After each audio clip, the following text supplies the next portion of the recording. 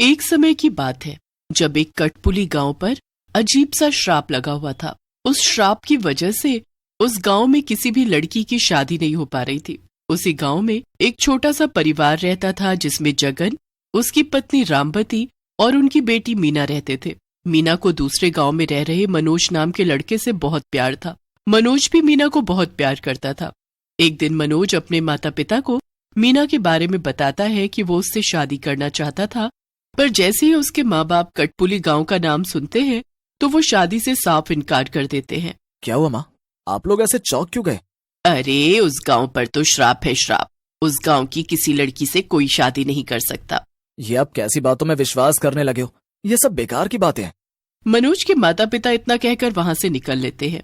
मैं शादी तो मीना से ही करूंगा, और क्या है कठपुली गांव का श्राप वो भी जानकर रहूंगा। अगले दिन मनोज झूठ बोलकर कठपुली गांव के लिए निकल पड़ता है। वहां जाकर उसको ऐसा कुछ भी नहीं लगता कि उस गांव पर कोई श्राप है। मनोज वहां अपने दोस्त विपिन के घर रुकता है।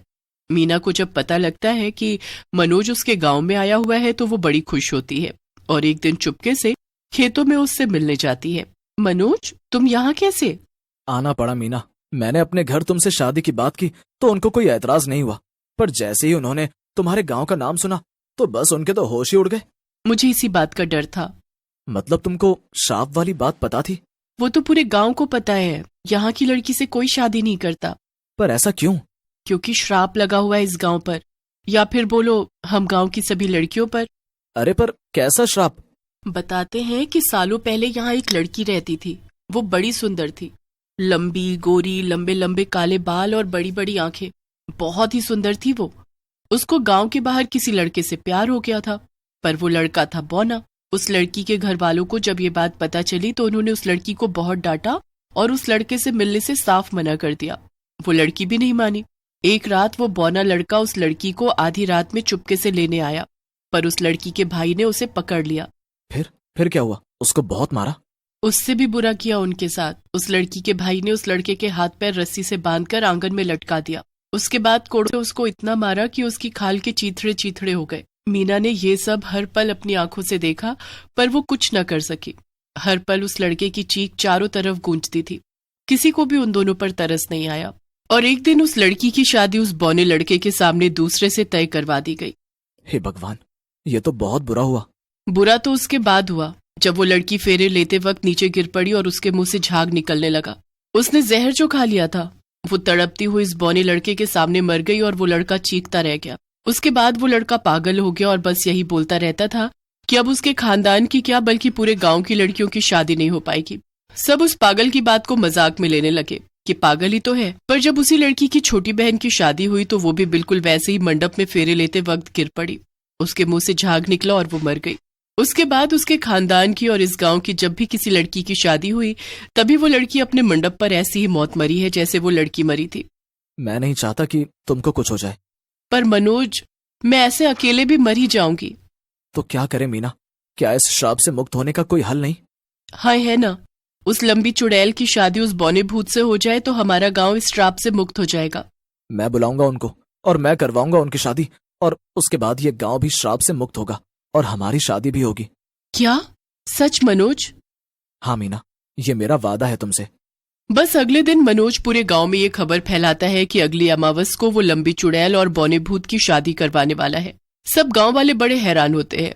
मनोज गांव के बीचों बीच बड़ा सा टेंट लगवा देता है। टेंट लगते ही लंबी चुड़ैल और बौना भूत जाग उठते हैं। किसकी हिम्मत हुई इस गांव में शादी का टेंट लगाने की? लगता है किसी की मौत आई है। दोनों मिलकर जाते हैं तो गांव में बड़ा ही सुंदर टेंट लगा होता है, पर उनको ये पता नहीं चलता कि आखिर शादी किसकी हो रही है। दोनों भूत और चुड़ैल पूरी रात वही टेंट के आसपास रहते हैं, पर उनको फिर भी कुछ नहीं पता लग पाता।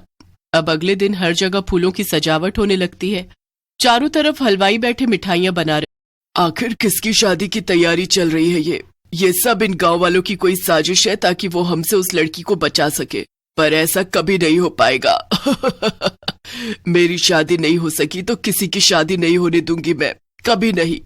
अब रात को मनोज मीना से बोलता है कि वो कुछ औरतों को इकट्ठा करके टेंट में नाच गाना शुरू कर दे। मीना बिल्कुल वैसा ही करती है। रात को कुछ औरतें ढोलक लेकर नाच गाना शुरू कर देती हैं। लंबी चुड़ैल वहीं खड़ी होती है।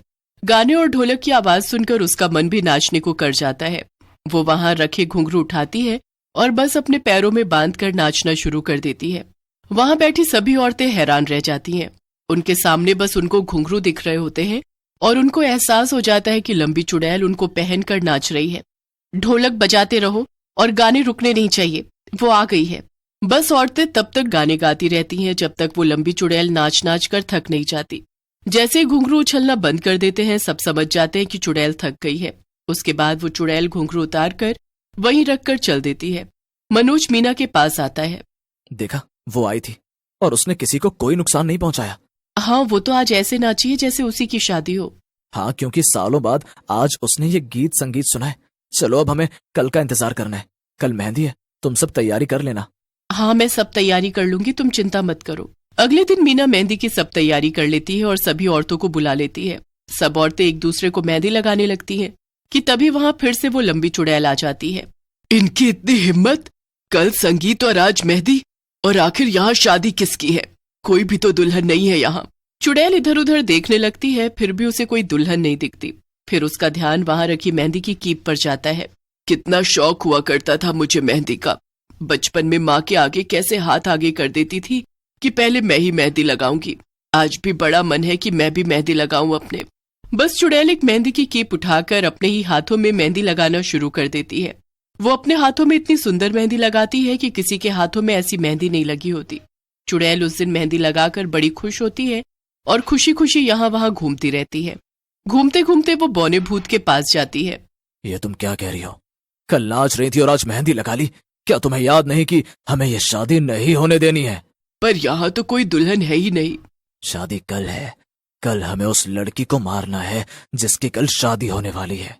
हाँ, मुझे याद है। अब बस मुझे कल का इंतजार है। तुम ये मत सोचो कि मैं खुश हूं तो मैं भूल गई हूँ सब। मैं इस गांव की किसी भी लड़की की शादी नहीं होने दूंगी। अगला दिन होता है। सब जगह जोरों शोरों से तैयारी चल रही होती है। पूरा गांव शादी के लिए अच्छे से तैयार हो जाता है। पूरा गांव रोशनी से जगमगा रहा होता है। ढोल ताशे बज रहे होते हैं। लंबी चुड़ैल और बौना भूत वहां पहुंच जाते हैं। देखो तो जरा, ऐसी शादी तो मैंने कभी नहीं देखी। पूरा गांव शादी में शामिल है। और सजावट तो देखो, पर दुल्हन है कहाँ? अब दोनों मंडप के पास जाकर खड़े हो जाते हैं। वहां भी कोई दूल्हा या दुल्हन मंडप पर नहीं बैठे होते। बहुत देर हो जाती है और गुस्से में दोनों भूत और चुड़ैल सबके सामने आ जाते हैं। सब उनको देखकर डर जाते हैं, पर सबको उनका ही तो इंतजार होता है। कहाँ है आखिर दुल्हन? कौन है दुल्हन? तुम हो दुल्हन? हाँ, ये शादी की तैयारी तुम दोनों के लिए है। जो जीते जी ना हो सका वो हम अब करना चाहते हैं। हमें पता है कि तुम दोनों के साथ बहुत बुरा हुआ था और कोई भी तुम्हारी मदद के लिए नहीं आया, पर जो हो गया हम बदल नहीं सकते। पर जो अधूरा रह गया हम उसे पूरा कर सकते हैं। नहीं नहीं, ये नहीं हो सकता। मैं एक चुड़ैल हूँ, मेरी शादी नहीं हो सकती। बिल्कुल हो सकती है। मैं करवाऊंगा तुम दोनों की शादी और तुम्हारी शादी में पूरा गांव शामिल होगा। तुम्हारी शादी के बाद ही तुम दोनों को और इस गांव को तुम्हारे श्राप से मुक्ति। ये सब तुम अपने श्राप को हटाने के लिए कर रहे हो। हाँ शायद, पर यकीन करो कि तुम्हारा दुख उससे बड़ा है हमारे लिए। मैं भी इस गांव की एक लड़की से शादी करना चाहता हूँ और अगर ऐसा ना हुआ तो शायद हम भी जी नहीं पाएंगे। तुम ही हमारी और हम जैसे लोगों की मदद कर सकते हो ये श्राप हटाकर। लंबी चुड़ैल बौने भूत की तरफ देखकर हाँ में सर हिलाती है। उसके बाद लंबी चुड़ैल और बौना भूत शादी के जोड़े में तैयार होकर शादी करते हैं। उसके बाद गांव को श्राप से मुक्ति मिल जाती है और फिर मनोज की शादी भी मीना से हो जाती है।